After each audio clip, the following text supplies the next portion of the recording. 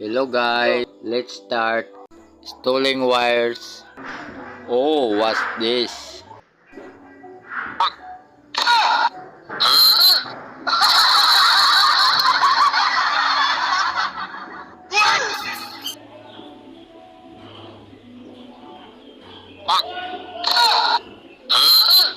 Nagkabuhol-buhol ang mga wires guys, ayusin muna natin.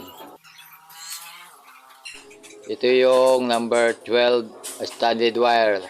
Ito yung ipapasok natin sa PVC hose. Ito ang pang outlet na wire. Putulin muna natin guys bago ipasok sa PVC. Ipakita ko sa inyo guys kung paano ipasok sa PVC hose.